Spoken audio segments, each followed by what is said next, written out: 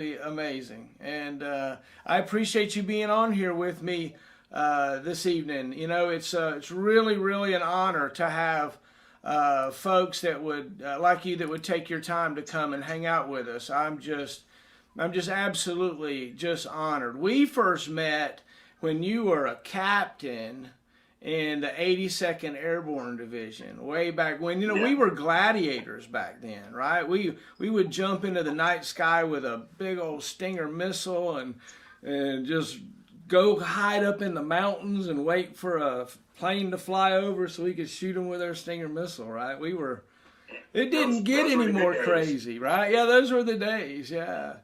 What did Man, you? our bodies are paying for it now, though. Yeah, yeah. What did you First, dream of as a kid? What did you dream of doing as a kid? you know, I, you know, I was huge in athletics growing up. I mean, that was my life, quite honestly. I mean, from the age of 7 all the way through high school into college, it was football, basketball, baseball, all day, all the time, and so that was my thing that really kind of got me on a path towards one. My parents always telling me that you can play sports as long as you keep your grades up, as long as you stay out of trouble, all those kind of things that keep you on the right path.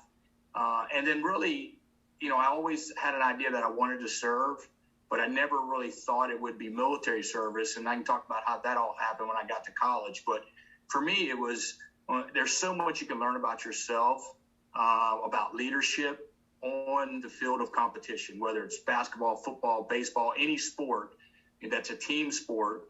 You can learn so much about yourself. You grow and you develop a lot of leadership attributes that you don't even really know until you get a little bit older and you better understand what it's all about. But so for me, it was, really just, continue to stay on the right path. And my parents, kind of taught me growing up and still, incredible values and morals and ethics, and staying competitive, and just being successful, whatever that was going to be. And I figured, I'd get to college, and at some point I'd figure out what that path was going to be.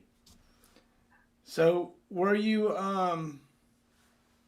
good in school growing up as a kid? Was that something you liked to do? Obviously athletics. I mean, I remember you as the quarterback extraordinaire. I mean, we won everything when you were the quarterback. Yeah, that was the one thing when we left division. We left division as the 3-time division flag football champs, and we were the 2-time post champs all at the same time during that period. So that was kind of special with all the soldiers and again, unbelievable talent that you find everywhere across the battalion. It was just amazing. But for me, for school, I would say yes. School came fairly natural to me, so I didn't have to work that hard, which quite frankly, kind of bit me in the butt when I got to college, because I kind of breezed through high school, and when I got to college here at Hampden-Sydney College, it was no joke. I knew I needed to teach myself how to study. I knew I had to teach myself how to become a better writer, which is really a huge benefit of the rhetoric program that we have here at Hampden-Sydney College. And then quite frankly, I just knew that I had to work a little bit harder than everyone else, because I was never going to be the smartest person in the room. And I kind of carried that hardworking mentality into my military career, and just knowing that, if you work hard, I came to work every day, knowing, who I was, what I was all about, and that, no one was ever going to outwork me. And if I worked hard enough, that I knew, everything would go the right way for me. Where did that work ethic come from? My parents, for sure. Both my parents were great role models for me growing up, and it was always, from as early as I can remember, it was, we're going to do everything we can do to set you up for success, allow you to go to college, because neither one of my parents graduated high school. So I'm a first generation college student from my family, and it was for them. I mean, they certainly provided extremely well for me and my sister by hard work and just grinding every day, getting up, working hard, and giving me and my sister everything we needed to be successful. The love and support and just great examples of what hard work will do for you. So tell me a little bit about the impact that your dad maybe had on you, and some quirks and things and your relationship things about you and your dad. Yeah, so I'm blessed to still have my father with us. My mom passed away, unfortunately, about 6 years ago, and both had a huge influence on me, but in different ways. My mom was kind of the matriarch of the family. She was the one that kind of directed traffic, made sure everything was going in the right direction. And my dad was the one. He was definitely he's really quiet, not quiet, but he doesn't say a lot. But when he does speak, he's serious. It's something serious, and it's something important coming out of his mouth. So, and that's the thing that I remember is, he worked the majority of my time growing up as a youth through high school. He was a manager of a grocery store who worked crazy hours. That was back when the grocery stores started staying open till midnight and all that kind of stuff. But I will tell you, he somehow worked it out to where he never missed a game. He would take his lunch hour and come out to the game, and I'd be at bat on the baseball field, and all of a sudden I'd see my dad standing out in the outfield looking over the fence because he only had like 30 minutes. He had to get back to work. But just that, unwavering support and love to make sure that they always knew that we, whatever we chose to do, whatever we wanted to do, whatever path we wanted to take, that they were going to be there to support us. Amen. Amen.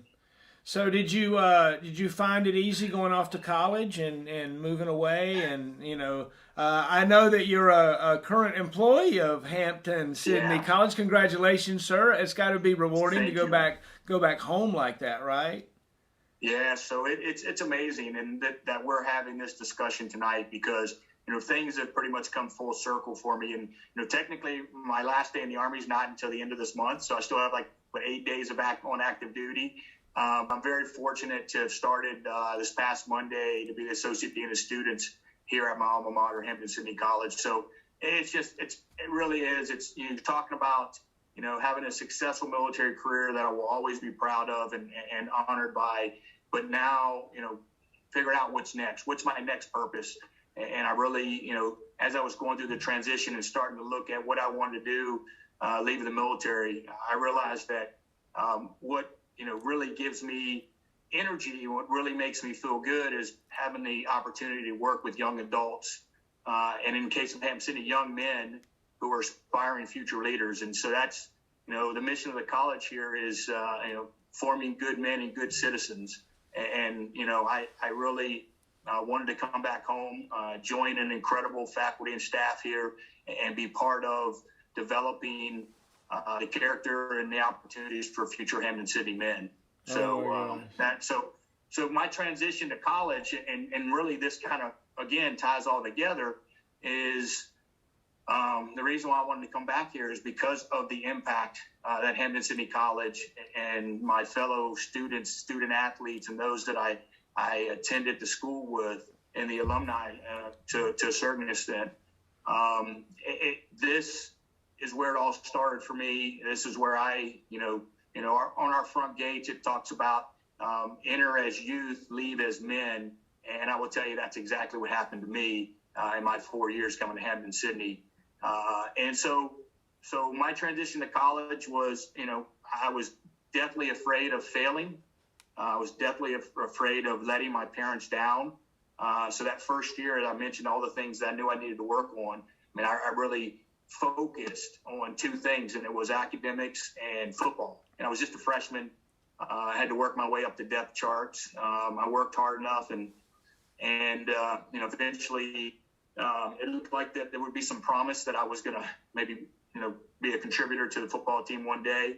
However, this kind of gets into how I started my military career. So spring my freshman year, I had a meeting with the head football coach, Joe Bush. He was a BMI graduate. He served in the Army, and I didn't know it at the time, but he was an air defense artillery officer. So I went to him, and I was really considering transferring because Hampton City was pretty expensive for, a fairly blue collar family. And I just did the math and realized that if I stayed here for 4 years, that I was going to drain my parents' savings. And I wasn't comfortable with that. And I needed to find another way to pay my way through school. And I knew I would do anything because I loved Hampton Sydney. I love football. And I always, I kind of said this in my retirement ceremony is, the love of Hampton Sydney and the love of football is what got me in the Army. And then the love of being in the Army and the soldiers and the paratroopers and those that you serve with, the brotherhood of the Army is what kept me in the Army for a career. So he knew that I was kind of struggling, and he said, "Hey, have you ever thought about applying for an ROTC scholarship?" I was like, "Nope, never even considered it." So he called over to the folks in the ROTC department over at Longwood College because our programs were combined, or still are combined. And he set up a meeting with me. I went over the next week, applied for the scholarship. Later on, a few months later, I got the scholarship. And I kind of went home to my mom and dad and I said, "Hey, got some good news. You guys aren't going to have to pay for college any longer." And they were like, "Great. What'd you do?" And I told them I took an ROTC scholarship, and by the time I told them, I'd already signed my contract, raised my right hand kind of thing, and there was no turning back. So needless to say, that was a little bit of shock to my mom at the time, but years later, she obviously realized that was the best decision for me. Amen. Amen. Well, welcome to the Army, right? Welcome to the Army. That is so cool. So then you had to, you had to go to somewhere else for part of the ROTC program, or there's some kind of combined program, and So the ROTC program here at Hampton Sydney is a satellite program from the University of Richmond. So there's a bunch of schools around the Richmond area, and Hampton Sydney and Longwood 6 miles away, and so we had a combined program. And where I met one of my still best friends today, and John Rafferty, who's a field artillery officer. He and I were in ROTC together, and we got to be best buds. And he's actually just getting ready to pin on his second star. Oh wow, so that's doing great. Really well. So that's how the program worked here. And then of course, I got commissioned at graduation, the 9th of May, 1992. And I was fortunate. One, it was graduation day. Got commissioned at graduation. It was my dad's birthday, and I had Lieutenant General Samuel V. Wilson promote me or commission me. And then later that summer after graduation, he ended up becoming the president of the college. So, and he's historic when it comes to, special forces and several other things. Oh, that's awesome. That's awesome. So, tell me about, about a transition into the military and after college. Did you go straight in? Did you enjoy summer camps and all that stuff? Yeah. So and the way ROTC works, the summer before your senior year, you go to advanced camp. They call it, I don't know if it's still called advanced camp. I think it's called summer training or whatever. And that's what kind of drives you. You go and you get a score, and and it's the first time that you're really you go out and you're part of a group, cadets from all across the country, and it's the first time you get to measure yourself against your peers, other than the ones that you're in your own little ROTC program. So I really enjoyed it, and I did fairly well. And back then they had 3 minus, 3, 3 plus, 4, and 5 were kind of the scores. So I scored a 4, which is good. I mean, percentage wise of people that get it. But for me, what it really kind of it just showed me that I didn't focus as much on ROTC because I was playing football and I was doing a lot of other things that I could actually go into the Army and be an effective leader. And I think really what for me is that I was able to get along with my peers. I did really well with peer battles. I was that person that, like I said, was not going to let anybody work harder than me. I didn't mind volunteering. I knew when it was the right time to lead, and I knew when it was the right time to follow, kind of thing. And so that worked out really well for me. And your score at camp drives whether or not what branch you get back then, whether you got active duty and so forth. So that's really kind of got me off to a great start. And then, of course, after graduation, I went directly in. So graduated the 9th of May. At the end of May, my parents, it was right before Memorial Day weekend. My parents threw this big farewell party for me with, all kinds of, high school buddies and family and college buddies. And then I got in the car on I think it was the 1st or 2nd of June, and started that drive to El Paso, Texas for the officer basic course. What year was that? 92. Oh, so wow. My effective active duty start date was the 2nd of June, 1992. Oh, wow. And so showed up out at OBC, and all about that. You were a platoon sergeant out there for a couple of years, weren't you, for the OBC, or were you for the Captain Career Course? No, I was OBC. OBC. Yeah. It's funny. About the time you showed up in El Paso, they were raining me the NCO of the year for the 82nd Airborne Division. That's right. Yeah, that's right. Right about that time. Yeah, that's so cool. You were on a run there because you were the NCO of the year, you were the Jump Master of the year, and then you became a Black Hat. Or did you go your Black Hat before you were Jump Master of the year? Right, yeah. It was great times, great times. Yeah, I say that becoming the Jump Master of the Year was one of the easiest things ever because I was a Black Hat, and I wrote most of the stuff, so I just had to do the push-ups and the sit-ups and the other stuff, It's a check on learning for you, right?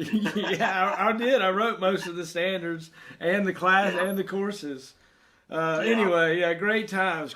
So tell me about becoming a lieutenant. Where did you go? Yeah. What did you do? Tell me about the training and stuff, Yeah, so the officer basic course was great for a lot of reasons. One, because it kind of really was my first introduction to the Army, first introduction to air defense. Then I was a Patriot officer, and first introduction to becoming a lieutenant, what the expectations are. But it's also where I met my future wife. So can't go wrong. That's Martha and I were in the same OBC course. Oh, I didn't realize that. Yeah. So about midway through the officer basic course, we started dating and just kept that relationship going. And after OBC, it was a big group of us that drove together, caravan, if you will, from El Paso to Fort Benning, Georgia for airborne school. So Martha and I attended airborne school together, which was really cool. And then, unfortunately, at the time, she was stationed, she was assigned to 11th Brigade, and she was staying at Fort Bliss, and I was assigned to the 108th Brigade that had just moved back from Germany to Fort Polk. So we left airborne school, and she went to Fort Bliss, and immediately, like 4 days later, got on a plane and joined her battalion that was already over in Saudi. That's back when we were still doing the rotations after Desert Shield, Desert Storm. So her battalion had already left, so she went over to join them, and then I went and we were 243 was really kind of just standing up. It was only a couple of the batteries that had formed because the equipment came back from Germany with like 30% manning or something. So not, how that all worked back in the day.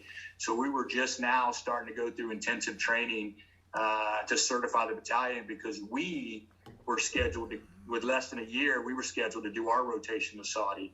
So that was interesting time. So get there. Initially I got there and there wasn't a platoon for me. So I was the assistant S1, and I was, my big project was going around and doing inventory of all of the IT systems and programs for the battalion. It was just when we were starting to get computers. We had like 2 computers for each battery or whatever, and it was back with Lotus and Harvard Graphics and all that kind of stuff. And then I, was there for a couple of months, and then we had a platoon leader get relieved, and I joined Alpha 243. I was a launcher platoon leader. And it was my first introduction. And we were doing like a week or 2 weeks in the field, coming out, recovering for a week, going back because we had to get up to speed and get certified pretty quick. Launcher platoon leader. Yeah. Oh, that's awesome. Launcher platoon leader in ARSOC. But ARSOC, I will tell you, Sergeant Ronnie Thomas, he was one of our signal NCOs. had been in Patriot in Germany and was in Patriot for Desert Storm. And he was the RSOP NCOIC, and he taught me so much. And we got to be really good at laying in. And as you can imagine, it would be very difficult. Just think about the 40 series ranges at Fort Polk and trying to lay in a Patriot battery out there. Well, yeah, wow. Yeah, so I learned a lot. My first platoon sergeant was Sergeant First Class Corpus Cruz, Luis Corpus Cruz. He was Puerto Rican, and we had an agreement that English was obviously a second language, and he wasn't very well versed in writing, and so he's like, "Sir, you read everything I write. You fix it. I'll take care of the soldiers. I'll take care of the maintenance," and he really did. So I moved a little bit later to be the fire control platoon leader, and he moved with me. So he was my only platoon sergeant I ever had on like my 2.5 years as a platoon leader. Oh, that's great. I lost touch with him. I don't know where he is today. I'd love to track him down at some point, but yeah, he was a big influence. Oh yeah, I have a list of about 5 or 6 people that I would love to track down, and some of them have showed up. It's been great. So do you have a lost lieutenant story? Do you have a time where you learned something as a lieutenant by trial and error or something like that? So I would tell you, not necessarily a lost lieutenant story, but you know how it rains at Fort Polk. So we laid in Alpha batteries, Big 4 one time, and we thought it was a great spot. And they pulled right in, and we set record times. We're pulling over the stakes and all that stuff. Well, we got laid in, and all the fiber and everything's run, and all of a sudden it starts to rain. Rain hard. And we laid the Big 4 into a big flood area. And we had to do an emergency march order to get the battery out of there, or it probably was going to sink and we wouldn't get it out for weeks. So that was a big lesson learned. Pay a little bit more attention to the terrain features or the slope of the terrain and some other things like that. But yeah, that was something that I didn't think I would ever live down, but big lesson learned. Amen. Thanks for sharing. So you did your lieutenant time with one platoon sergeant. Did you ever have to certify in the van as in a Patriot? Oh yeah. Oh yeah. Yeah. We certified multiple times. I had and that's one of the things that, and as a Patriot platoon leader, you got your platoon leader job, and then you got your TCO job, and you got all the studying and everything to get certified for Table 4s, Table 8s, and I had some great young NCOs and specialists that kind of got me through that. My TCA was Jeff Vollmer, Sergeant Vollmer. Matter of fact, he and Sergeant COL and Ryan Anthony, those are the 3 that I had different times as TCOs, TCAs, but they taught me because all those guys, at least I know Sergeant COL, and I don't remember if Anthony, but they were all in Desert Shield, Desert Storm, so they fought the system for real, and they taught us so much. And matter of fact, about a year and a half ago, 2 years ago, I had a quick reunion with Vollmer and Anthony out in Colorado. It was cool. They were in town, and we came together and had a few beers. Isn't that great? That's awesome, right? But I will tell you. So I enjoyed being a Patriot officer lieutenant, but I knew there was something more that I wanted to do, and so this whole idea of how did I get to becoming a commander and of Charlie Battery, 3rd or 4th, and so when I did a little bit of XO time so I was an Alpha 243, and Colonel Russ DeWitt, who was the 108th Brigade commander at the time, for whatever reason, he took a liking to me, and so part of it had to do with he was tired of brigade losing to the battalion in all the sports, football and softball and stuff. So he wanted to pull me up to be on. That's truth be to be. That's I think why he pulled me up. Uh, so I went up as a first lieutenant to the Brigade 3 shop and became the Brigade Plans Officer, and I became the Brigade Air Officer. It wasn't Jump Master, so that's back when 108th Brigade, the brigade staff, had 30 jump slots, because they were the 18th Airborne Corps' Air Defense Brigade. And so I had Sergeant Thomas Makar, who was a signal NCO who had spent some time in 82nd SIG, was a jump master. So he and I were the air team, and we're doing all the coordination with JRTC folks, and that's how we got our jumps. And so I started to get a taste of that, and I had the example of Command Sergeant Major Wilbur V. Adams, who was the brigade CSM, and I got to watch him operate every day, and I really kind of adopted his motto, "Proud to be here, ready to serve," because that's how he lived every day of his life in a leadership position. And so I was blessed because I actually left the 108th Brigade with 17 jumps before I even made my way out to Bragg, which it's a whole nother story about how that happened. But I knew I wanted to try something different. I knew I wanted to be in a division, and I really wanted to continue to jump. So that was really kind of what pushed me towards making some phone calls to some mentors that helped me get there. Yeah. So who were the mentors you called? Who'd you reach out and who'd you touch? Yeah. So and when I was in the Brigade 3 shop, so the brigade moved again. So people don't realize that the 108th Brigade was only at Fort Polk for a little less than 3 years. It's when the branch made the decision it was going to bring all the brigades back to Bliss. And so I moved from Bliss and from Polk in February of '95 as the S3 forward, going out for the brigade's move to Fort Bliss, which again was a huge eye-opening experience. I was a captain by now. I'd been promoted. I delayed my attendance to the captain's career course to do this for Colonel DeWitt, and then Colonel Colonel Larimore was coming in to be the brigade commander. And so Lieutenant Colonel Doug Rembarger was the Brigade 3, which by far the smartest guy I've ever worked with, and he taught me so many lessons about attention to detail and making sure anything you do correspondence-wise, orders-wise, is accurate, because words have meaning, and it wasn't you couldn't take a risk on and putting something on paper that you knew wasn't 100% accurate. So I got to go out and lead the effort for the brigade's move, and part of the reason was I was going out there to set up our jump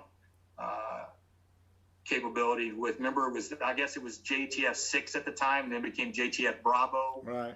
So I had everything all worked out, and then one day my brigade commander gets a phone call from the CG out there, and it was General Costello, and he's like, "Why do I have a captain walking around here in a beret with a 108th Brigade patch on?"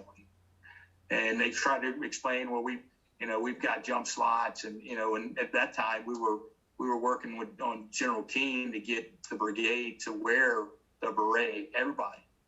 And unfortunately, General Costello said, "No, we were not going to have air defenders walking around here with a maroon beret."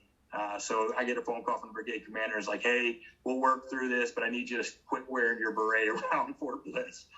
Yeah. So bottom line, I stayed in the brigade in the Brigade 3 shop it was supposed to be for just a year, but it ended up being a lot longer than that, because there was a couple of things I was doing. Brigade didn't want to let me go, so I ended up going to the captain's career course a little bit late. But I volunteered because I didn't want to stay at Fort Bliss, so I volunteered to go to the Field Artillery Advanced Course. I wanted to go try something. Again, it goes back to this. I kind of understand what this is all about. I want to go try something new, something different, something that's going to maybe put me outside of my comfort zone a little bit and help me develop and grow. And so I went to the Field Artillery Advanced Course, which was an incredible, well-run advanced course. I learned how to do manual gunnery. I learned how to do all kinds of great stuff that actually ended up really paying off later in my career, because I got into some of this more targeting, and I understood targeting better when I was at the corps level, and because of my time that I spent there with the field artillery folks. And so I'm there, I get an RFO, they're sending me right back to Bliss. And I'm like, I didn't leave Bliss just 6 months ago to go back to Bliss. And so I picked up the phone and called then Colonel Lennox, Bob Lennox. And I said, hey, sir, here's the deal. I volunteered to go to, another maneuver advanced course because I didn't want to stay at Bliss. Is there any way you can get me to Bragg or Campbell? And so he said, let me make some phone calls. He called me back a few days later and he said, here's the deal. He goes, I can get you to Bragg. You got to go up to the Corps Air Defense Elements, which belonged to the 108th Brigade at the time. You got to work for me in the cave for a year, and then you can go down to 3rd or 4th. I was like, done deal. I'll take it. Yeah. So that's how I got to Bragg. Oh, that's great. Thanks to General Lennox. Amen. Amen. So, I never quite understood what the Corps Air Defense Element did back during those days, because you got to remember, we were still trying to get link up with our SHTUs and the mythical whatever it was supposed to be that never really worked at the end user level. What would the Corps Air Defense Element do back in those days? Yeah, so we ended up becoming kind of a couple of things. The subject matter experts on how Patriot assets would support the Corps maneuver or the Corps fight. And also it kind of goes back to, we also interacted with, if you remember back when they had the BCE and then became the BCD, the Battlefield Coordination Element, the Battlefield Coordination Detachment. And then, and then of course, the Corps Rear, who was responsible for the deep fires, and this all that airspace coordination when you had helicopters and you had artillery rounds and you had all, high mad Patriot, and it was kind of that whole synchronization, coordination to make sure all those assets were being utilized properly, and that all the airspace control measures and all that stuff was being worked through. Pretty high level stuff. And it was, here I was again, a junior captain, hadn't commanded a battery yet, and I was working with Lieutenant Colonel Edmonston, and again, he was also somebody who was very influential because he was an old 3-4 guy. Matter of fact, his dad was the very first S3 of 3-4 back when 3-4 was the 160th or whatever, when they moved from Bliss to Bragg and redesignated the 3-4. His dad was actually the first S3 for the unit. So, wow. Wow. Yeah. Howard Edmonston. He just recently retired. He was running the Battlefield Simulation Center out there at Bragg. That's what he did once he retired from the Army. Oh my gosh. So tell me about making a transition into battery command there in 3rd of the 4th, and that's when I first met you. You come in, you were a rock star, man. We loved you. We loved you. So I would tell you, it was a little bit of a culture shock getting to Bragg. I mean, I wanted it, but I got to do the Corps ACP jumps. That introduced me to really, a lot of the mass TAC mentality and stuff like that. So I got exposed to a lot of that. So when I came down to division, I would tell you there's, very fortunate. So my 1 year ended up turning into 19 months because the Corps Warfighter came up. So I ended up being up in the cave for 19 months. So I was fairly senior captain by the time I had my opportunity to come down to 3-4. And General Seward brought me down. He actually put me into command, and then he changed out. Larry Pruitt took over for him like a week or 2 weeks after I took command, if you remember that. But remember, we didn't meet right away because your platoon was deployed when I took command. Okay. I took command on 10 June 1999, and you guys had already deployed. And so the second platoon was gone. So first and third platoon and headquarters platoon was there. And honestly, I would tell you, two people that really, really helped my transition, not only into the Charlie Battery, but into 3rd Brigade was Mark Holler. You're talking about someone who he's a dear, lifelong friend now, and we'd do anything for each other. But he really made sure that he was setting me up for success, knowing that I didn't have the maneuver experience that he had.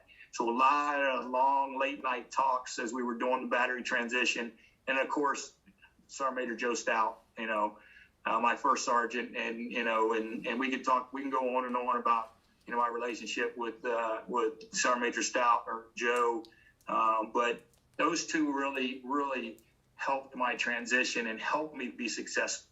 I had the drive and the will and the want to do well, and it was just kind of pulling in some of the knowledge that I didn't have dealing with, the regimental combat team or the brigade combat team.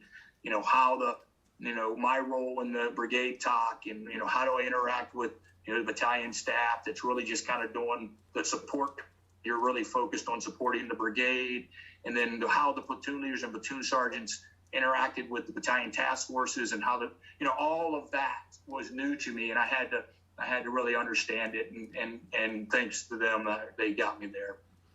One of the things that I realized, I didn't realize it when I was there, but I realize it now, is that we were the most high-tech teams that went out there anywhere, and we had the most advanced technology out there, and we had the most dangerous stuff that we jumped with, out there hanging from us. And we went out, each one of us, to a different place, to a different spot, and we linked up with a different group.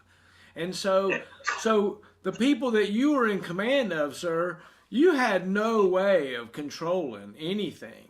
You just had to hope that all the pre-training that we did was right, and then you had to kind of command and control in a different kind of way, in a back channel way almost.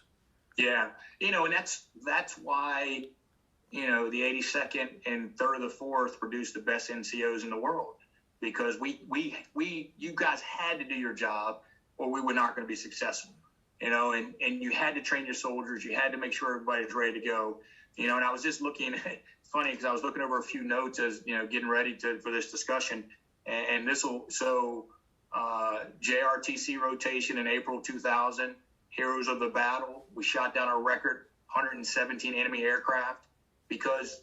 If you remember at the time, and it's funny, I still have the AAR tapes. If I can find a VHS machine to watch them one day, I'll get them translated into digital and send everybody. But so we were very successful because the NCOs, the teams knew how to fight their system, and really where it came down to myself, Ryan Nielsen, Sergeant Major, some of us that had to do the interaction up in the brigade talk is let's understand how the enemy is where their routes are. Let's figure out where we can put our Stinger teams, our Avengers, to have the most success. And quite frankly, then General Maffey, supported it. I said, hey, sir, I laid out a plan. And I said, all I need is a few folks to protect these guys.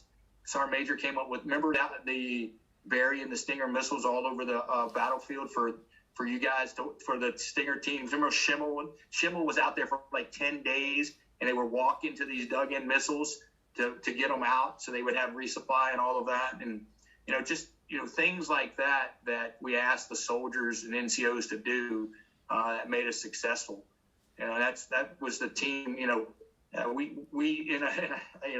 I tell you, back during that time in Charlie Battery, we were known for playing hard, but we were known for working hard too, and being ready to go when we needed to. Say something about Joe Stout for me, if you don't mind. Tell me what it's like to work with that guy. I think that he's such a mentor to me, right? Such a great guy. Yeah. So, and this whole idea where we always talk about, a command team, your battle buddy, I will tell you, he was that to me and much more. Like I said, I didn't know everything. I mean, there was a lot I needed to learn. But he and I, would sit down and talk, and then one of the things that I think people will remember is no one ever saw he and I have a disagreement, have words, because if we had something that we didn't agree upon, we had agreement right up front. We'll do this behind closed doors. We'll have an adult conversation, and we'll together figure out what's best for the battle. And I think that was the mentality. And then the way I interacted with the platoon leaders, the way he interacted with the platoon sergeants, we were always on the same page. And I don't think anyone could ever come back and say we were our messages weren't synced at any given time. And then and both of us believed in working hard. I don't know if you remember, I've always been an early morning person, so I would get in there early, do some whatever. And then it was, PT, best way to start the day every day. And the other thing, too, you realize we had a 278 battery PT average. No way, that's crazy. Wow. 278 was our battery PT average. Wow. And we would get after it, Oh, yeah. So my biggest regret, with being Cold Steel 6 is, having two platoons deploy, you guys to Kosovo, and then the platoon that went to Sinai, and then we in the battery headquarters never got to go anywhere, never got to deploy. I guess that's a good thing, but I would have loved to have that opportunity to deploy with 3rd Brigade combat team. But yeah, the other thing too is, and you probably remember that 12 October 2020 was an emotional day. The day that I gave up Cold Steel was, I'm an emotional guy anyway. But that day was extra emotional for me. Yeah. So tell me about those times. What was it that was special and so emotional and that kind of thing? Well, it was just for me the feeling of something bigger than myself, accomplishing things as a team, and just seeing. Over the 19 months that I was the commander, seeing soldiers develop and grow and excel, get promoted, get recognized for excellence, and doing different things like that, and just that whole idea with being a small part of a very well disciplined, fine-tuned fighting team. We didn't have any DUIs during my time as commander. No one, hot on urinalysis. We trained hard. We PT'd hard. We had a great maintenance program thanks to Chief Jeffries. Remember, we won the Army-wide maintenance program, or we're one of the teams, or one of the companies that were recognized. So there was just so much success to point back to, and it really started with the paratroopers that we were fortunate to lead, the NCOs that we had that really made sure that Sergeant Major or that First Sergeant Stout and I were taken care of as a command team. Oh yeah. And so. So do you remember Jump Master School? Oh yeah.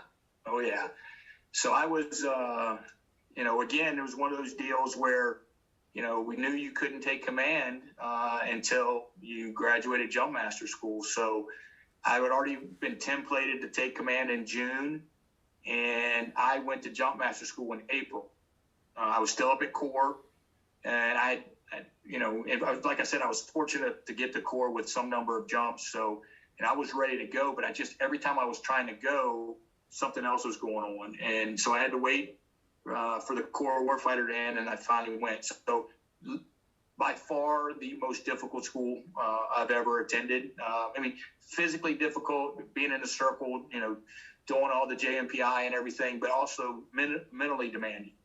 And I never, and kind of like you, never had an issue with memorizing things. And I think it goes back to being a quarterback and, memorizing plays and seeing things. And so that piece of all of that really didn't bother me, but just that whole pressure of, having to JMPI 3 jumpers in 5 minutes, and catching all the majors and minors and all of that. So I was not a first-time go. I was a re-entry, but I got it on my, I think, second chance on my re-entry. Yeah, so great feeling. Probably, they always say that you don't ever remember your feet touching the ground when you head out to the parking lot, and that was me. I don't remember my feet ever touching the ground once they told me.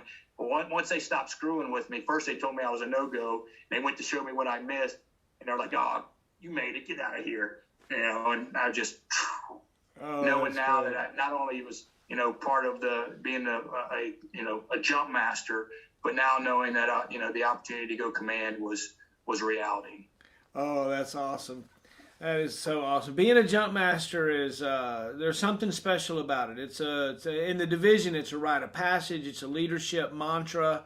If you're not a jump master, don't even think about being a commander in the 82nd. Yeah, tell me about some of the characters that were around us. We had some Robinsons and some Grays and some Nielsen, Schimmel, Dog. Yeah, so we had some characters. So I think, obviously you were second platoon. We had Gray, we had Long. Remember Long? Yeah. So that was the 3 platoon sergeants when I took over, and then we had Schimmel came in, Hunter. Remember Sergeant Hunter? And we just had some characters, man. Goldman. Good old Goldman, man. I can't wait. He's on the list. He's on the list. And the other thing too is this, there's this 3-4 reunion that happens every year now. You're seeing more and more soldiers or paratroopers go out to that, and a lot of them are Cold Steel. Cold Steel the folks are the ones that kind of started that, and then when I had the opportunity to come back to 3-4 as the XO, I really dug in, and all the reunions and all the prop blasts, and I really got to understand the history of the unit, really got to know a lot of the old timers, and just, and I really, for the 2 years I was the XO, which is probably, the busiest time of my life, which, but also the most rewarding. And I was able to keep in touch with so many of our Cold Steel team. Oh yeah. So tell me, is there particularly something in command that maybe we haven't talked about? Maybe deploying folks to combat, or I don't know, something that maybe we hadn't hit on yet. I think the only thing is the platoon that went to the Sinai. It was the first time that an 82nd Battalion or task force had deployed to the Sinai where the air defense platoon went with them. Because I went to the brigade commander and the battalion commander and asked, I was like, hey, we train as a team, we fight as a team. You guys are going on this deployment, even though there's not an air defense mission, Stinger missiles aren't even allowed in country. Can our platoon go with you? There's lots of things that they can do. And they were like, you know what? That's it's a great idea. And I think it was a great opportunity for our soldiers, our paratroopers to have that experience. And you know what? And it paid off. When they got back, we were more ingrained in that platoon was more ingrained in that task force than ever before. Because they saw the value that an air defense paratrooper could bring. We could do just about anything. So I thought that was kind of a pretty special moment. Obviously, our performance at JRTC, and then,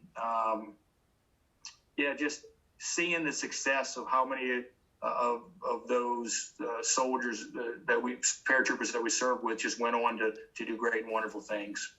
Yeah. Who's your driver? So first it was Klein. Oh, yay.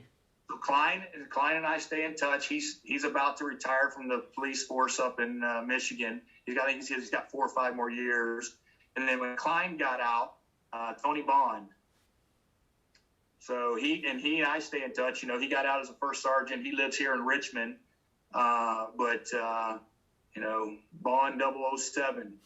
Those were my 2 drivers. And they both were incredibly smart, and they both honestly took great care of me.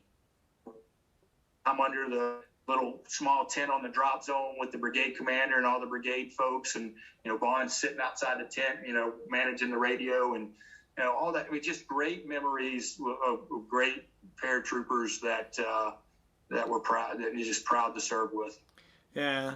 I don't want to ever take anything away from any other teams that I was a part of, but I will tell you there are some teams and bonds that I made as a paratrooper that are hard to explain elsewhere. Yeah. It's just hard to explain, right? Yeah. So I watched the one that you did with Colonel Kevin Kick. That was a great one. So Kevin and I go way back. We lived together as lieutenants there at Fort Polk, and we've been great friends and been there for each other throughout the years. And I was blessed to be able to reconnect with him and my joint assignment out there in Colorado Springs, and just man, those, and that was the thing. All the guys that I commanded with in 3rd or 4th, extremely talented. But, I look back and we had some really, really talented and bright platoon leaders and commanders when I was in 243 as well. It was a different mindset, because you fought the system differently and you supported differently. But, man, it's just amazing how early in my career I was blessed to have some great mentors and quite honestly, great peers to serve with that I learned a lot from. That's awesome. Yeah. So you, when you left Battery Command, what did you go do then? Yeah, so remember I was the captain going to the Pentagon with the bucket of water to put the fire out. So I went to the Pentagon. So one of the funny things was, so I changed command on the 12th of October, 2020. That was a Thursday. The Thursday before that was my last jump in command. We did a mass attack with 3rd Brigade. Changed command on the next Thursday. That Monday after that, I was walking around the Pentagon in my Class Bs as a captain, trying to figure out which way was up. Oh, wow. So, yeah. Hey, you ain't nothing at the Pentagon unless you're at least a full bird colonel. Come on. Yeah. But I would tell you, it was, I had a very diverse career path, but going to the Pentagon early in my career, the people I worked with, the jobs that I had, it really honestly set me up to be, I think the best Iron Major I could be when I returned back to Bragg, after CGSC, because I knew I had a better understanding of how the big Army runs and how it works. And so when I was a Battalion XO and people were like, well, why are we doing this? This is stupid. Well, I could better explain to them. And I understood how budget worked. I understood, so much more how requirements work. And so I think it made me a better officer when I came back to Bragg after that. But yeah, so I was, I was very fortunate to go in there and do Army requirements. I was a captain in an office that had 30 some lieutenant colonels and senior civilians, and but I found my way, and I figured out how I could contribute and worked very closely with some civilians. I kind of did a lot of XO duties. Worked for Colonel Mike Fuller, who was he was a Ranger Regiment guy, infantry guy, and man, talking about just learning new things from great leaders and great people. I had that opportunity. Then I because there aren't very many captains running around the Pentagon, and again, I went up there pretty senior, so when I became a captain promotable, I got a phone call one day saying, hey, General Shinseki needs a protocol officer. We would like to interview you for it. I was like, so I talked to my boss. He's like, great opportunity, go interview. And so for the last 13 months, I was in the Pentagon before I went to CGSC. I was General Shinseki's protocol officer. Well, supported all the big four, the Chief of Staff of the Army, the Vice Chief, the Secretary of the Army, the Undersecretary, and then even the SMA. And man, talking about being, literally the very first week that I was in the job, I was standing at General Shinseki's desk briefing him on a ceremony he was going to do that I was running. So, it was like, you're talking about being thrown straight into the fire. Yeah. So that was very, very unique opportunity. But again, just, getting exposed to and talking to so many great leaders, and then and I would folks that I'd served with would come back around, and it was great. So he was the guy that got us all wearing the black beret, right? Yeah. So funny, and I still have a copy of it somewhere. The brief of why he made the call for the black beret, and I know he took a beating for it, and obviously the Rangers didn't really like it too much, but his justification I thought was sound and solid, and it was, hey, every soldier's elite, every soldier should feel elite, and he made the case. So the Rangers didn't always have a black beret. They had the Derby beret, which was tan, and so he made the case, and hey, that's what the Rangers go back to where it all started, and let them go back to their tan beret, and black makes sense for ceremonies and all the other things for the rest of the soldiers across the Army, because every soldier should feel like they're elite. And I, obviously I think differently, because he is truly an incredible officer and a gentleman. He and his wife both. And there were so many things that happened, when he left, and the firing of Secretary White and some other things, that he had the opportunity many, many times over and over again to come back and say, I told you so. But he was too much of a gentleman to ever do that. Because if you remember, the other thing that he got pounded for was when we invaded Iraq, and he came out and said, hey, to do this properly, it's going to take 200 or 250,000 soldiers, and everyone said he was crazy. Well, and so, yeah, but I would say that was a great opportunity. And then I went off to CGSC, and then after CGSC brought me back to BRAC. So this time I came back to be the chief of the Corps Air Defense Element. So I was the boss. Even though I was a major, I went back and took the lieutenant colonel's position there, and immediately turned around and deployed with 18th Airborne Corps to Iraq. So then Colonel Ben Hodges, Lieutenant General retired Ben Hodges, was the 3. Lieutenant General Dave Mann was the brigade commander. And General Hodges called me to his office one day and said, hey, we're getting ready to deploy here in a couple months. I want to take the CADE with me, but obviously there's not an air defense element. He goes, I want you to, he gave me a couple of options to think about. He goes, I want you to come back to me in a week and tell me what mission you would like the CADE to do. So I went back, got with my NCO's Master Sergeant Teddy I. Knight. So went back, had a conversation with him and Sergeant Neal and a few others. And so went back and told him, I said, hey, I want to keep the team together. I don't want to split us up and make everybody go in different directions to be L&Os and all kinds of stuff all over the place. And so I said, we want to be the anti-terrorism force protection section. And I had the joint manning document from the Corps that was already over there. And I said, hey, this is what I need. I said, we have 9 folks in the CADE. We'll need, 22 folks, and I need, these. And he's like, okay, that's what you go talk to the Corps 1. And so we started pulling. We needed an engineer officer. He was able to pull a very talented young engineer officer. So we built the team. I had MPs, and so we took the air defense folks and we pulled in engineers in different pieces for us to be able to do the anti-terrorism force protection. And he said, tell me what training you need, what people you need, and and it was great. So it was actually an 06 billet too. So when we deployed, I would go to the chief of staff meetings, and all the other, the 3, the 5, the 1, they were all colonels.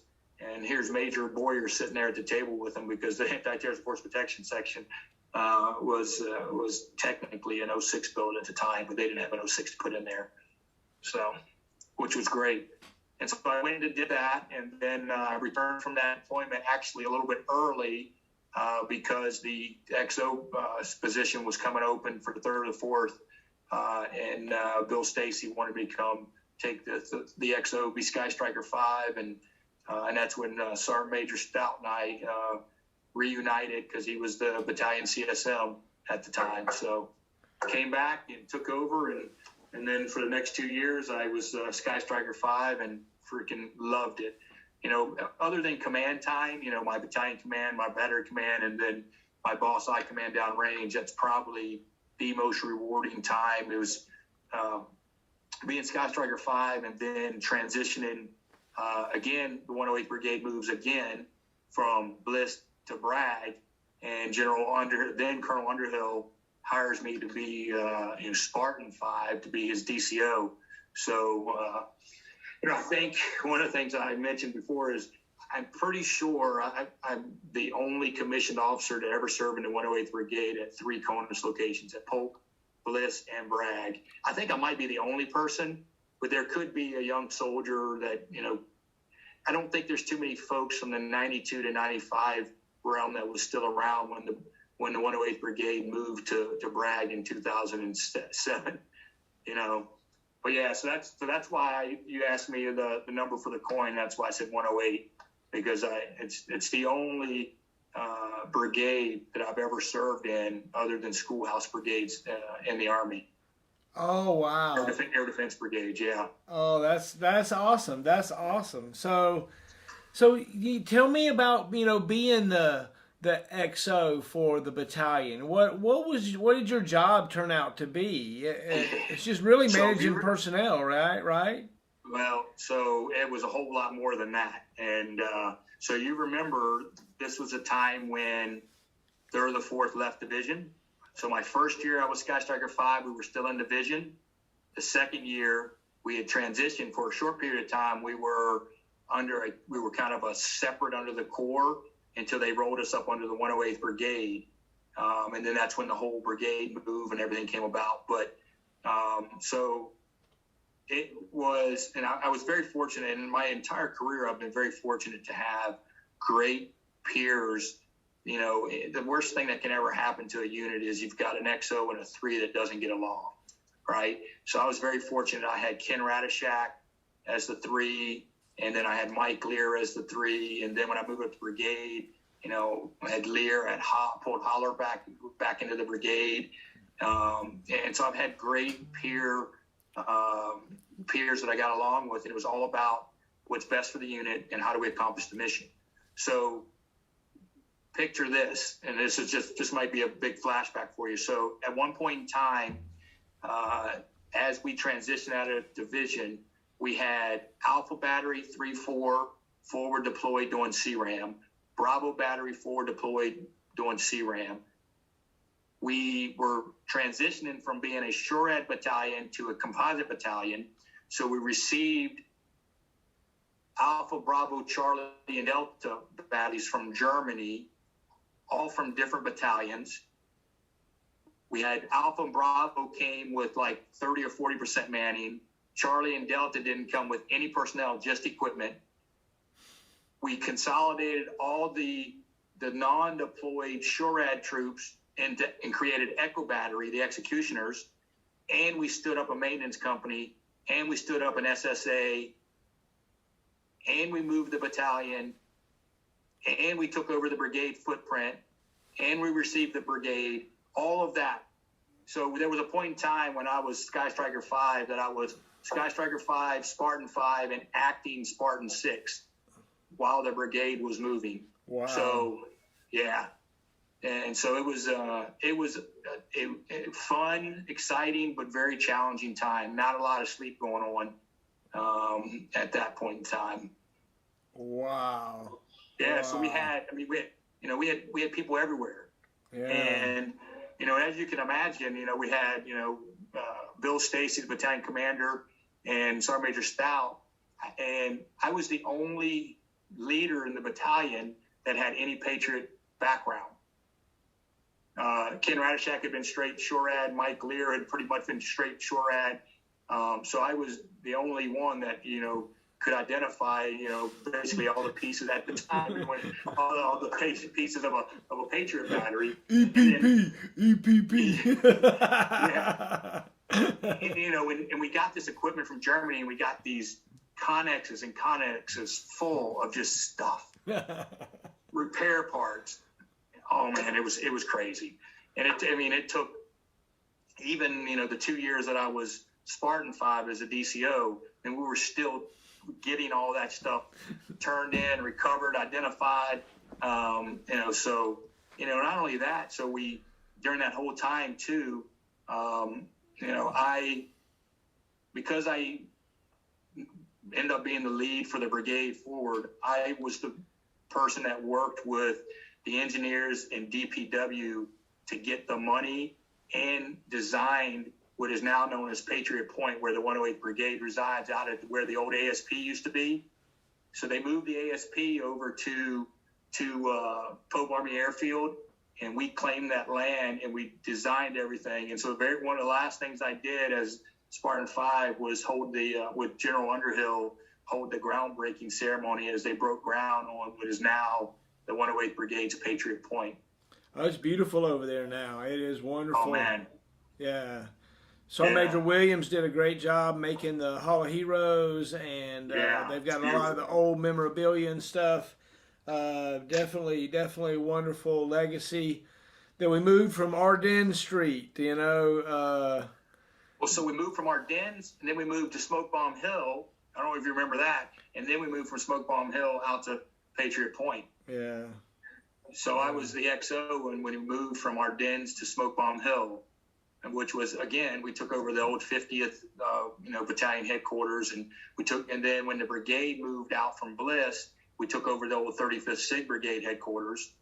And I was able to get some money to do the Patriot training lanes. I got commercial power out there, had to build some big maintenance shelters in the motor pools they gave us, because none of the other motor pools were big enough for the Patriot equipment to pull inside for them to pull the 50 kW generators and all that stuff, so, and then we turned the old Stinger Dome into a combined air and missile defense simulation training center. Oh yeah. Which is still does, but it was just a lot of transition, a lot of change.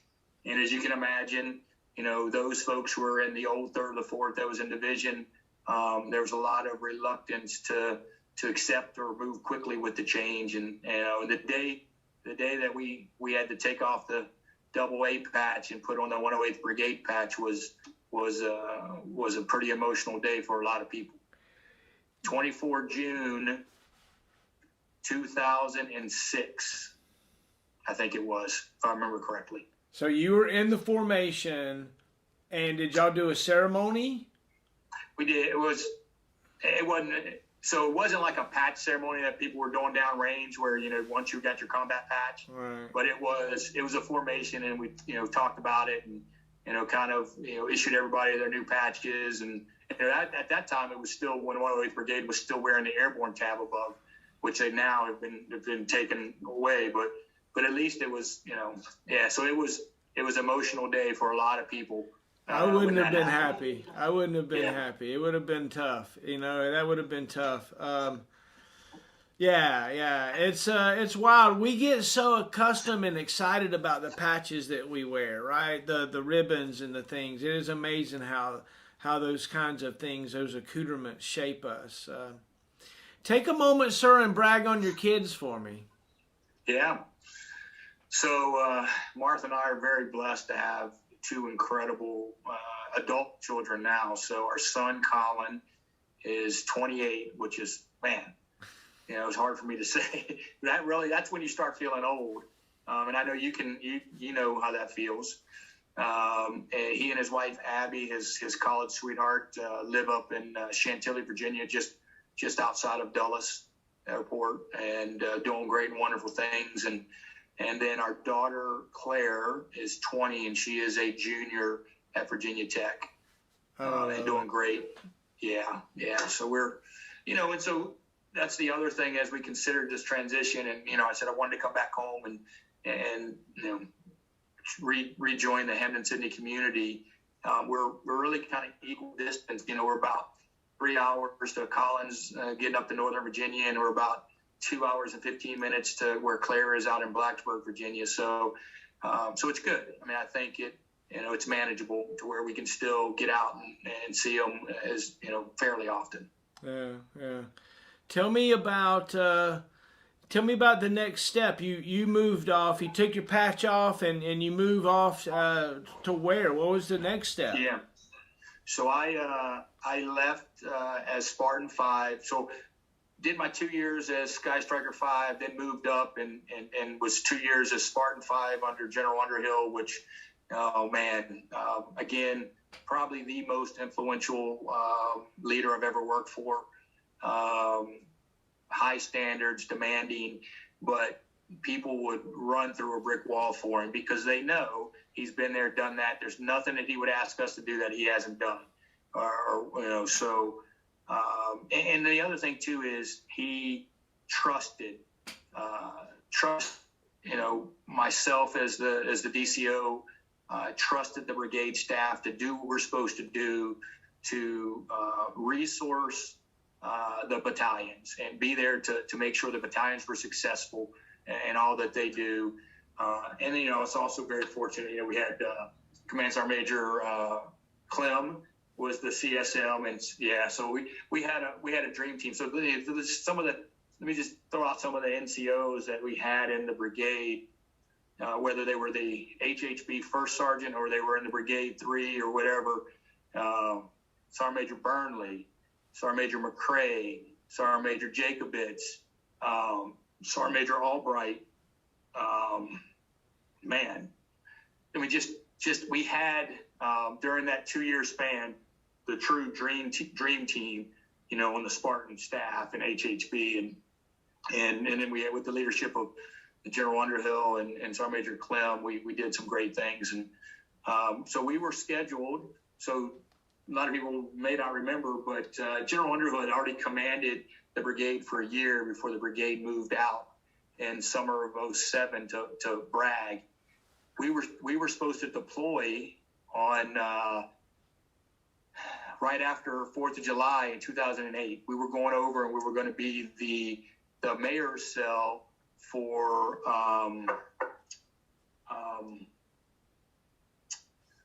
it was a place over in Iraq that typically was Marines. I'll think of it here in a little bit. But we were supposed to go over and be the mayor's cell. So we reorganized the brigade. We went through our MRE, MRX to get certified. We were on block leave. And the 3rd of July, I get this weird email on my BlackBerry, and it says, you need to go in and check your SIPR. So I go in to the brigade headquarters, pull up SIPR, and the brigade, we got off-ramped from the deployment. And so we already have soldiers out on block leave. People were on cruises. People would move their families back home, had done all kinds of crazy stuff because we were like less than 2 weeks away from deploying. And so I called General Underhill and I said, hey, sir, you got a chance to come into the office? I need to talk and show you something. And sure enough, he came back in and we were off-ramped because they had a BCT, a National Guard brigade out of Washington State that had already been mobilized. They were supposed to go to take over not Erbil, but Balad. They were supposed to go take over the protection of Balad, and the Air Force came back and said, nope, we're going to take it. And so they moved them and took over our mission. So we quickly had to kind of get into, which ended up being more painful than deploying because we had to get back into our normal configuration, start training, getting recertified, all that kind of stuff again. So instead of deploying, we immediately went into this intensive training cycle. General Underhill stayed in command for a 3rd year just for the deployment. And so now he stuck around until 2009. And then I left in 2009 as well, at about the same time that he changed out. So this time I went back to the Pentagon because I got promoted to Lieutenant Colonel, and I was selected for battalion command. I was selected to command the headquarters battalion at Fort Belvoir. And so I went back to the Pentagon as a pre-position assignment, and I went back to the requirements directorate, the same director that I served in as a captain, except for this time I went back as a division chief. So I was, so it was kind of cool. Again, I just full circle again, a moment of going back and working with some of the same people who were still there from when I was a captain. And for a little under a year, and then I took battalion command at Belvoir from 2010 to 2012. So I was the Eagle team commander, and which again, I talked about having a very diverse and unique career path.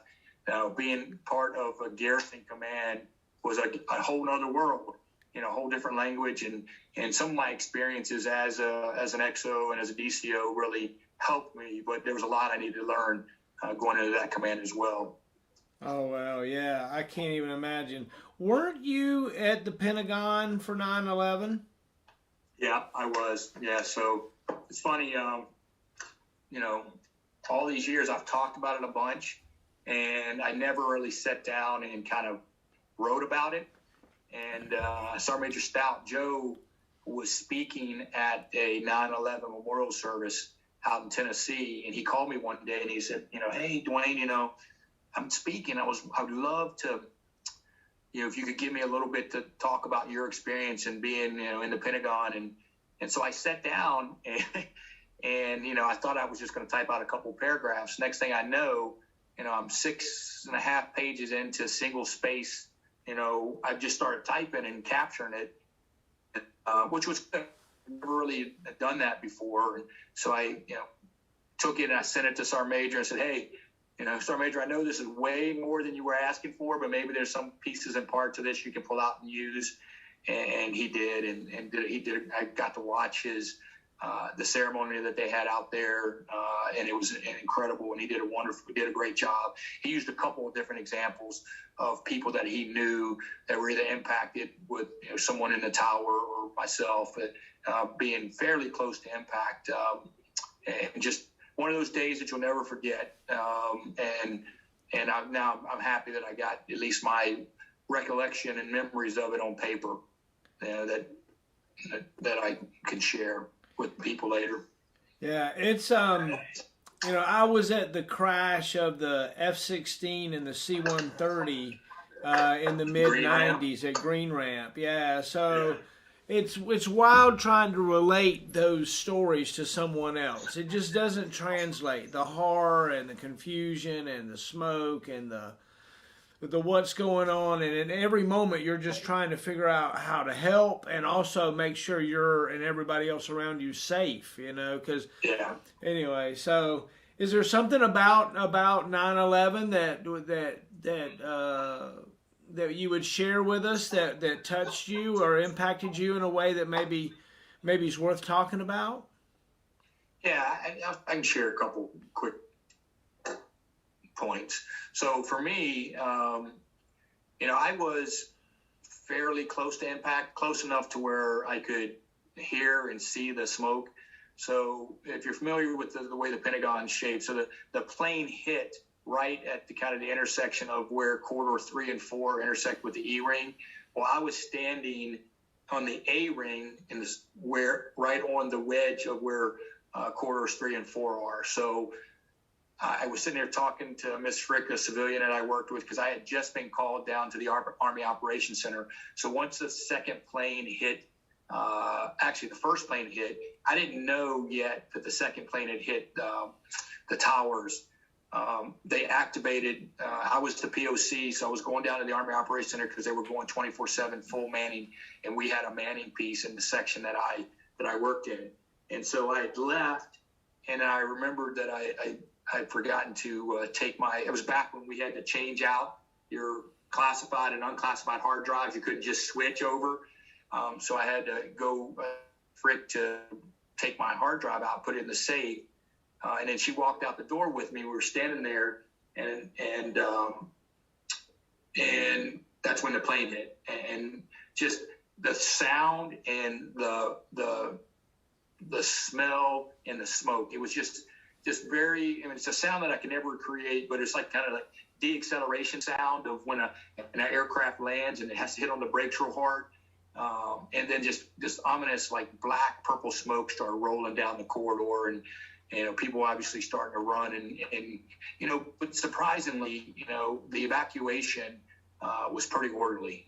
The Pentagon Police Force did an incredible job, but it was that whole thing with, do I run towards the smoke or do you do what they're telling you to do to get out of the building? And there were a lot of folks that were kind of torn that day because you couldn't see. I mean, the smoke was rolling down. You know, people were still coming out of it, and people with burns and different things. But it was like, you know, I don't know what I'm running to. And there were people grabbing, and they kind of started in the center courtyard of the Pentagon, setting up a kind of a triage location. And then, you know, for me, what I take away from that day is, so we got out of the Pentagon, we went out corridor, they directed us out corridor 2 exit, and you just kind of come around and you look, and you could see the mass destruction and the smoke and the fire. And I knew, I mean, I sit there looking at it. Again, you want to go over there. There were people there already helping, but, you know, they were holding people back and keeping people back. But just the thought of knowing that the world, the country had changed that day forever, and pretty significant. And just knowing and being, you know, I was still just a captain, you know, and just knowing that the impact of what was going on, that the towers had been hit, now the Pentagon had been hit, and so, yeah. And you know what? So the other piece of this, and because I had just left the Pentagon, just left the 82nd, one of the things that, you know, I had a recall roster, because I kind of was the XO for the organization and did a lot of the admin stuff. In my wallet, you were trained to do all the time, we had a recall roster with us. I had a recall roster of everyone in the section, and I'm starting to check off. And so we're all out, and I'm running into people, and I set up a rally point. You know, I said, hey, you know, stay here. Everybody that came, I said, please go around and start looking for people on our team. Because at the time, the Pentagon didn't have any plan for where people were going to rally and meet. They do now, as one of the lessons learned for every part of the Pentagon. But so just finding people and checking them off, thinking about where people were and who could have been potentially in danger. You know, it still took me to the next day to get accountability of everyone. But, you know, one of the things I talk about is, so at the time I lived at Fort Meade, Martha and I lived at Fort Meade. So we had a Maryland telephone number at home, and our cell phones were Maryland numbers. And all the Virginia and DC numbers were all jammed up, but I was able to get through to Martha on my cell phone, to her cell phone. And so we held the line. And when I found folks that worked with me, I would give her their number. She would call with our home number and let them know that, you know, their loved one was okay. And I mean, she got flowers and she got cards and, you know, and things that, you know, just that ability for her to call spouses and let them know that their loved one was okay. You know, and one of the ladies wrote, you know, it was the voice of an angel when I received the phone call from you, and all those types of things. You know, so those are things that are important when you're talking about, you know, a tragic day, and how you could, you know, we could at least pass on some good information to people. So I happen to know some other knowledge about you. I know that you have the ability to track Santa Claus. At one point, I saw you on national news, I think, tracking Santa Claus. So tell me about that technology. I want to know. Yeah. So obviously, when I left the War College, General Mann pulled by name, requested me to come out to JFCC IMD, Joint Functional Component Command for Integrated Missile Defense, to be the Chief of Staff, and joint assignment, working for United States Strategic Command, and working closely with SMDC Artistrat, because that commander wears multiple hats. And we work, I mean, it's global missile defense, and I know you talked a little bit about that with Kevin Kick, and he knows way much more about it than I do. But, you know, that organization kind of supports not only the GMD brigade, we support NORTHCOM, STRATCOM, and so many other folks. And so part of that is, you know, being able to get our name on a list. It's, you know, US NORTHCOM runs that, you know, tracking mission. And So that was Martha, Claire, and I looked forward to each year that we were out there. We were able to go do that. And for whatever reason that day, someone had given me these antlers to wear, and I'm sitting there, I'm answering and talking to kids, and you sit down and you do like a 2-hour shift, and literally you sit down, and before you know it, 2 hours are up because the phone never stopped. And I'm talking to, I think, and I didn't know it. And I guess it was USA Today or CNN or somebody took a picture. And then there was also a small video clip that they showed, every however many minutes, and I just happened to be there. So that's nothing special, nothing planned. It just happened to just happen that way. I thought you had some special technology you were going to share. We could figure out where Santa was. No, but it's really neat though, just that they do that, and the thousands and thousands of people that call, and the little kids and the parents that are. You can hear the little kids getting excited in the background, and the parents, because you tell them, you got to be in bed by 9 o'clock, and then the kids getting excited. I got to go to bed now, Oh, that's great. That's great. Yeah. So tell me about the challenges in battalion command. You're a battalion commander of this is a garrison command. Is that it? Yeah. So there are, in DC, all three of the installations, Fort Belvoir, Joint Base Meyer-Henderson Hall, and Fort Meade, they have 06 garrison commanders, but they have 05 battalion commanders that work for them. So all the soldiers that support the installation are in your battalion. So I had the MPs, had the military working dogs, and then my battalion was a little unique. The most unique, very unique. So in that battalion at Fort Belvoir, they have a UIC specifically for families that have compassionate reassignments. So compassionate reassignment is supposed to send a soldier to a location that has their MOS and their grade. Well, sometimes that can't happen. And a soldier or a soldier's family member has to be in the National Capital Region to get medical care that's needed. And so I have a UIC that brings soldiers there specifically because they need to be there for a medical reason. When I took command, I think we had like 38 to 40 soldiers in that capacity. And it was, very challenging, because what happens when soldiers have stressors in their life and they're not doing their normal job and they don't feel like they're contributing, soldiers end up getting in trouble. So what I had to do is I had to use these soldiers, make sure that they feel like they're contributing, but also understanding that they have, medical appointments and things that they have to do, because they got sick spouses, they got sick kids. In some cases, some of them had issues themselves. Some of them would move over to the Wounded Warrior battalion that we had on Fort Belvoir, and so it made it very challenging. And I was very fortunate to have some good NCOs that worked with me, that helped manage that and helped really, giving the soldier their purpose while also understanding and juggling the needs of their family members. So we had, during my couple years in command, we had spouses pass away. We had children of soldiers pass away, different things like that. So it was just a very challenging piece of what we they need. Every soldier in the Army deserves good leadership, and that's why I was there. That's the way I looked at it. Amen. Amen. Yeah. Did you find you talked about losing some folks. Did you find that you lost some soldiers or family members, or had a tough time with certain losses or anything like that during your career? Yeah. So there's a couple that really come to mind, and one happened when I was in battalion command. So Sergeant K. Creamer was a military working dog holder, a handler. And so we deployed those guys in individual augmentees. So they would deploy with their dog.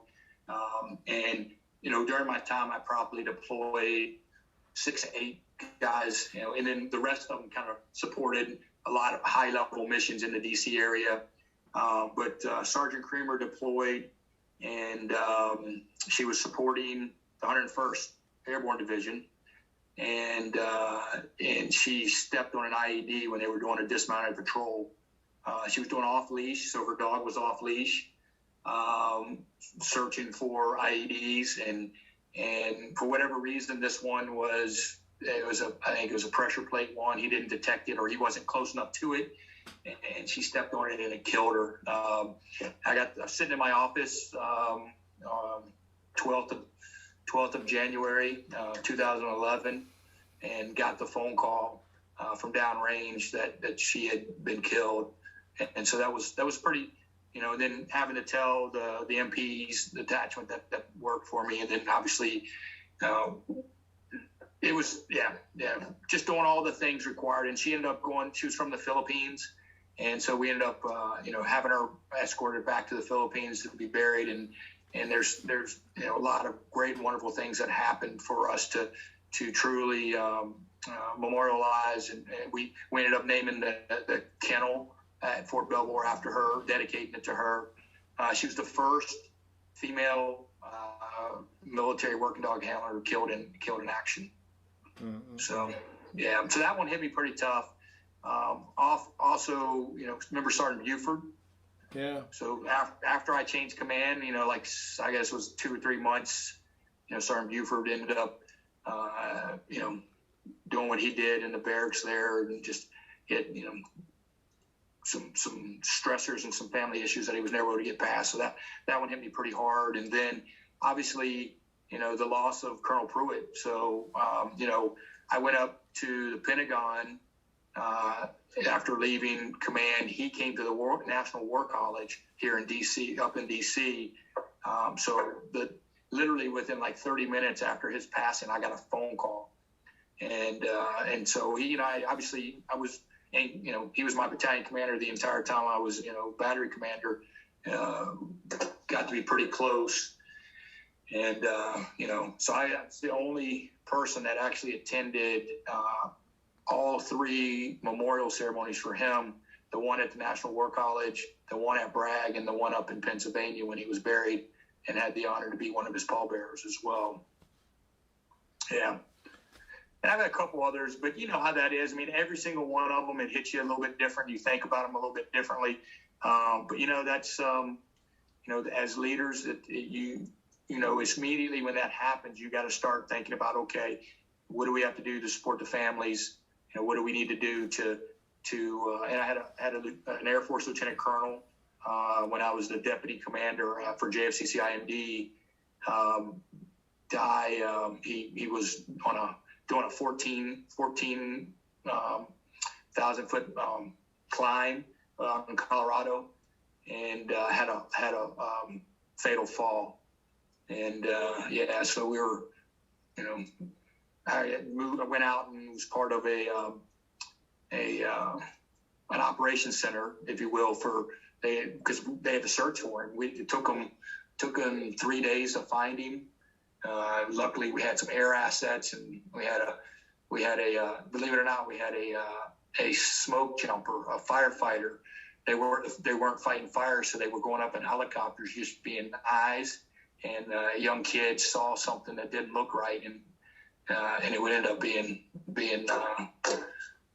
him. So yeah, but you really at that point you gotta make sure the families are taken care of, and you do everything you need to do to for the health and well-being of the unit, and doing everything you can to properly recognize their service and so. So I often talk about,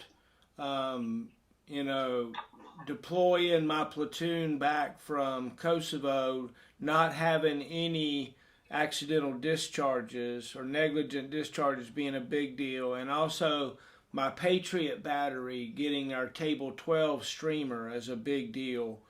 What kind of things did you do in your career that you put up on a pedestal and you say, I'm really proud of that? Well, if you remember, and AQF firing in '99 when we went out to Bliss, we jumped into Bliss.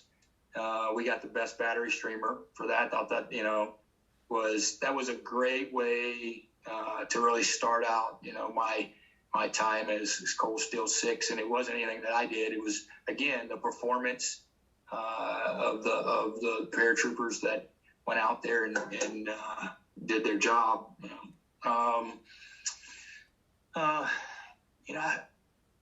I tell you, one of the things that I am really, really proud of, and it really comes down, there's so many things I'm proud of, but the last 2 years before I started this transition out of the Army, I was going to retire back in 2019 out in Colorado. I was deputy commander for JFCCIMD, working for General Dickinson, and I didn't think there was another job out there for me. And then things happen for a reason, and it was about the same time I'd already filled out my paperwork, was getting ready to submit it, and my daughter was starting to get acceptance to different colleges and stuff, and I thought for sure she was going to go to a Colorado school, so I was okay with retiring out there. We loved our house, we loved the area, and I didn't want to be too far from her. Well, she got accepted to Virginia Tech, which was the last school that she got acceptance, and she immediately said, that's where I'm going out. She would never tell me that was her number one choice because she was afraid she wasn't going to get in.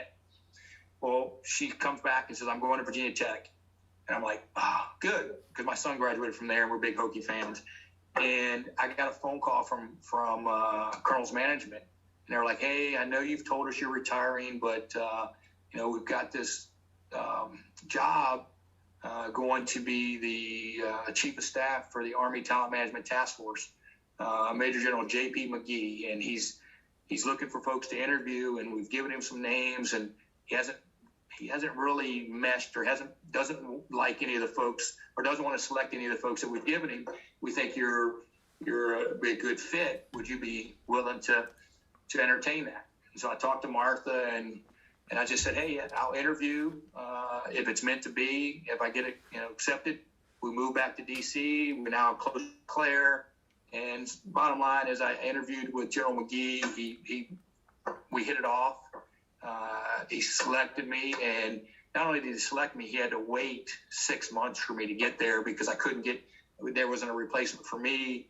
General Dickinson was like, absolutely not. You can't leave, because he had given, so going and being part of a task force that truly has transformed how the Army is managing people, talent management, how we're the human capital enterprise is the way, the direction it's going in, and there's a lot of huge impact. And being able to be the chief of staff for, quite frankly, a handpicked, very talented group of folks that was given a very tough mission, and to make it happen as quickly as possible. So that's something I'm very proud of, being part of that team. And then the other thing, I was out in Colorado Springs and part of JFCCIMD for 4 years. So the first 2 years I was the chief of staff for General Mann, and then for a period of time the chief of staff for General Dickinson when he took over for General Mann. I was transitioning from the chief of staff. I was going to become the J3, and again I got a phone call from Colonel management saying, hey, you're on a very short list. They need someone with your experience to go over and re-stand up the Boss Eye in Iraq. So when we re-entered Iraq in 2014, they were re-entering as these task forces that were helping to train and support the Iraqi forces on the defeat of ISIS. Well, the bases were growing so quickly, they didn't have a normal garrison kind of construct, which you call Boss Eye, Boss Operating Integrator, and support. Integration and support. And so I was like, I wanted to deploy one more time. So I talked to Martha, talked to General Dickinson, and I said, hey, sir, I'd love to deploy. This is a great opportunity, but they're not going to give you a replacement for me. I'm going to go for 6 months and I'll come back. And he gave me the opportunity to do that. And I got to go over, and I was the Boss Eye commander for Al Asad Air Base until they could bring a unit over to replace me. So I had like 22 soldiers from 2nd Brigade, 10th Mountain. I mean, infantry soldiers, chemical soldiers, some officers, and none of them had any idea what, to do for like garrison type stuff. So we just kind of built this team, and then we did so well. The 2-star who was in command over there asked to, when we got replaced after about 4 months, we picked up and took about 15 of us and went up to Erbil and did the same thing to close out. And so, those are a couple of things that were pretty special. And I got to interact with and be teammates and partners with soldiers that I never would have met, never would have, had the privilege to serve with had I not, taken those opportunities. Yeah, right. So again, go ahead. Did you ever find yourself in danger or shooting at anybody or, helping anybody that had been injured or anything like that? Well,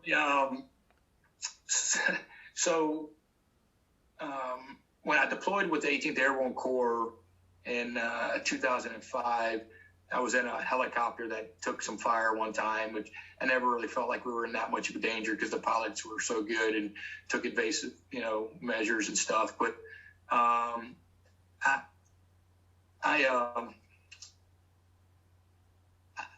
wouldn't say I've been very fortunate. I mean, obviously, other than some rockets and mortars and things like that, I did get to, because the hospital was really right next to Al Assad Air Base, right next to where my office was.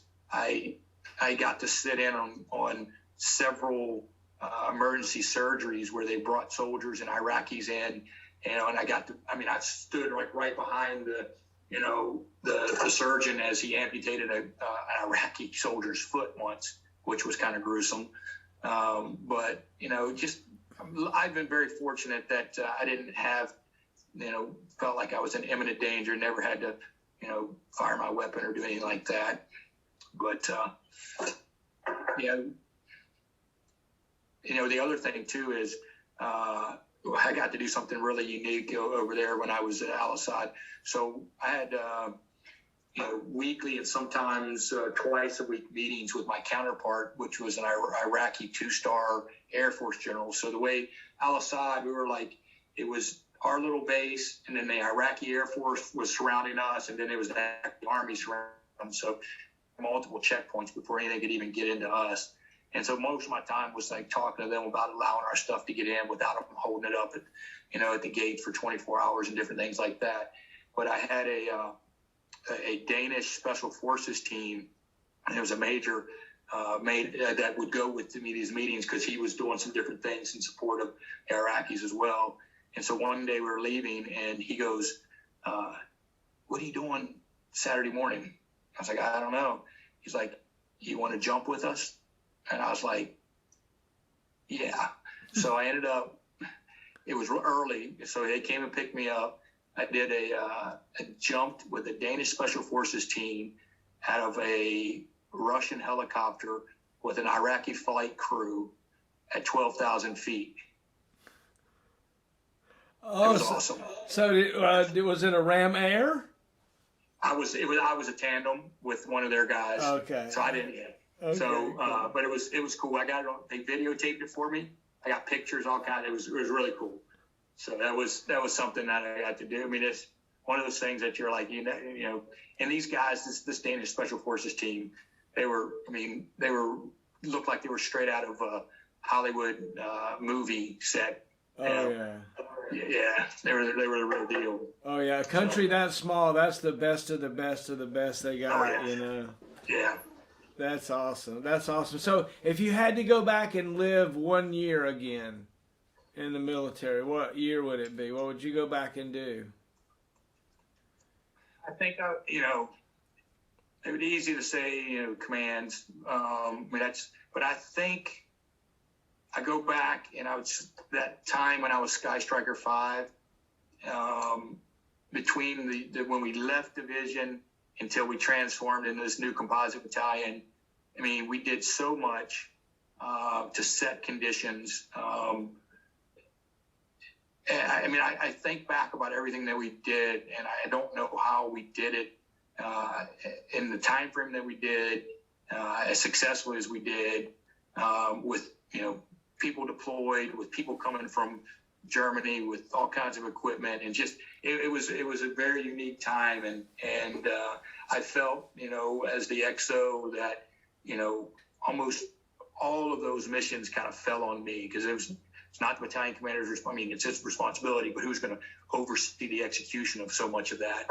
And I just think it was a very rewarding time as Sky Striker 5, and then just being able to transition up to be the brigade DCO and continue to see how 243 continued to how 3-4 continued to transition into that composite battalion, and then receiving 1-7 as well was just a very rewarding time. Yeah. Tell me a little bit about your spirituality. They say there aren't any atheists in foxholes. Tell me a little bit about that, if you don't mind. Yeah. So certainly a God-fearing man, but I wouldn't say that I am, religious. When they talk about, your spiritual fitness, it's not always religious based. Because you can be spiritual, and what is it that gives you hope, and what is it that gives you energy? What is it that keeps you, ticking each and every day?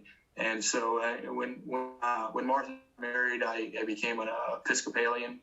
So we go to Episcopal church. We don't go all the time, but we go, occasionally. And but for me, I think my spirituality just comes with, being fortunate enough to be on, successful teams. I mean, that's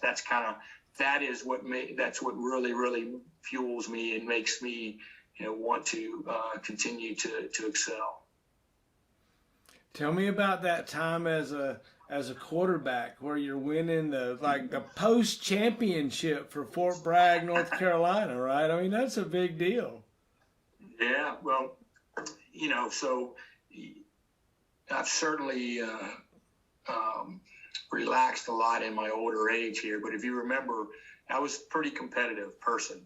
And I can get fiery pretty easily, and that's and I've always been like that. I grew up, and I would tell everyone that my competitiveness was my greatest asset, but also my biggest fault. And it was one of those things where sometimes you can be a little too competitive, and I still have the plaques for all these things, and it's just the ability to go out there and not in a work environment, but have soldiers and NCOs, out there listening to you. Well, they're being part of a successful team. It just happens to be on the field of competition playing flag football, and just looking at them and them having the confidence in you that, we're going to go down and we're going to score, or we're going to do whatever. So, and it was, Private so-and-so all the way up to, Major Bowyer then, and it was good. It's fun times, just things that you look back on, and it was just another way to build a cohesive team and bonding, if you will. We had some teams, right? We definitely had some great teams, not just football teams, but all kinds of teams. Oh yeah. That battalion, we fought, every one of us, totally separately.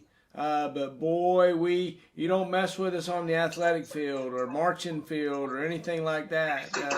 We had all the best jump masters in the division, and the most crazy equipment, the Stinger missile jump pack. And what was it like being the commander trying to herd all those crazy guys, Goldman and Robinson and Gray? And it was, but that's what made it fun, though. We could, remember, I think you were there. Remember when we were doing a weigh-in right after we got the new Army uniforms, and Sergeant Goldman came in and we were talking. He's like, "Sir, have you seen the new uniforms yet?" I was like, "No." He's like, "No, they came out with another one." And I was like, he's like, "I'm gonna go put mine on for you. I'll go." And we were like, everyone's lined up weighing in, and he comes walking in, and he's buck ass naked. Remember? I don't put it past him, not one bit. Oh my God. That was before we had any females down in the batteries. Remember, all the females were in HHP, but just that's what made it fun. Is you never knew what people were going to say or do, but when it came down to, hey, you need to have your butt in the motor pool when you get this done, when you get that done, you knew they were going to do it. Oh yeah, oh yeah, oh yeah.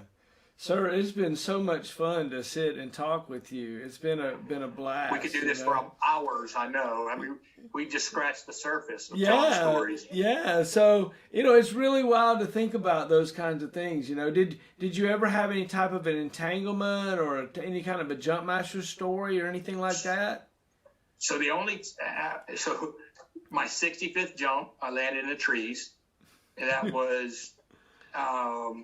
it was that night mass attack that I talked to you about. So that the week before I changed command was my 65th jump. So the day before we changed command, we pinned my wreath, and then I had one bad exit one time on Sicily where I flipped back through the risers, and the risers slapped both my biceps. I had these big bruises, but it was a day jump.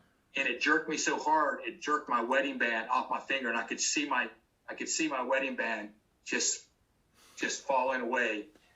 So get this, I get on the ground, and I'm like, crap, So I mark where I landed, and that Saturday, I think it was a day or two later, Martha and I went out to the drop zone, and I looked around, thinking I'm going to find a wedding band that fell from 800 feet or whatever. Never found it, but she got me another one.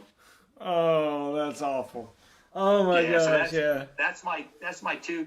Other than I landing on the landing strip down at Fort Stewart when I jumped in there with the core ACP, landed like right in the middle of it. I couldn't slip away from it. A couple of things like that, but nothing. I never got injured to the point where got my bell rung a few times, but never any broken bones or anything like that. So well, good, right? I somehow did all my jumps with never being injured. I walked away from every one of them. I never had any problems at all. And I finished with 92 jumps, so I never got to 100. But I started keeping scratches because what happened with me is I thought I would get to 100, but when I was Spartan 5. Whenever there was, someone who had to come off the jump, it was always the DCO because the commander and the 3 were always going to jump. So I felt like, at some point I was like, I'm not chasing because that's when people get hurt. Yeah. So I ended up with 92, and then I saw you put the picture in there. So when Burnley and I jumped with the Golden Knights before I left, that was really cool. Oh my gosh! You know what? We haven't even done that. Let's close this out. Let's watch this, and we'll close out from here. I want you to call your unit to attention and sign out. Also. All right. Want me to go ahead and do that now? No, not right now. Let's right after this. Right after this, I've hit play. Hopefully, it'll play for us. There we go. Yeah, you pulled some great pictures. I should have sent you some. Oh, can you hear me? Yeah, I hear you. Oh, yeah. I got all I could. All the good ones I could, I got. Yeah. As we change command. Blowing in your face. There it is. Burnley and I jumping with the Golden Knights. Man, I can't wait to talk to Burnley. I love that guy, man. So that was you see a lot of.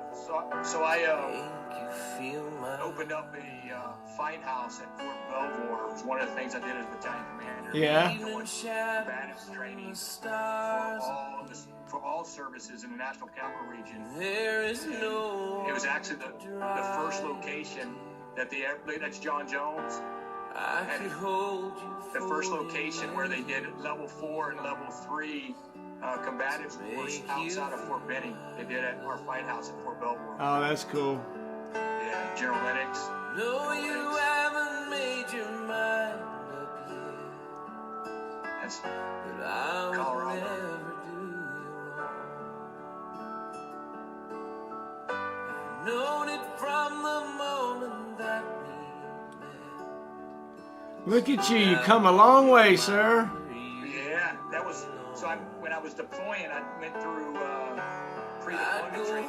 That was AQF, that one just sitting on the cot. That was that cadet that we had from West Point that went with us. Yeah, I was in there with you. Yeah. There ain't nothing that I wouldn't There you go. do to make you feel my love. Sir, I appreciate your service. I appreciate you being a hero of mine. You are just an amazing, amazing guy. And, you know, it's just been really, really wonderful to spend some time with you. I've enjoyed it so much. Well, I appreciate the time you took with me tonight. And not only that, everything that you're doing to capture this type of information for so many folks. I think you said you're about 60 complete, 130 already signed up. It's amazing what you and your support guys are doing to pull this together. It's such a great service, and you are a great American, and you're my hero, so I appreciate it. Oh, thanks, sir. So if you could call your unit to attention and give us a good salute and sign out, that would be awesome. Right. Yeah. Can you see that? Oh, yes, sir. That'd be awesome. Gained a little bit of weight. Oh, no, you look great. You look great. All right. Cold Steel, attention. Cold Steel 6, Eagle Team 6, Boss I 6, Colonel Retired Bowyer, out.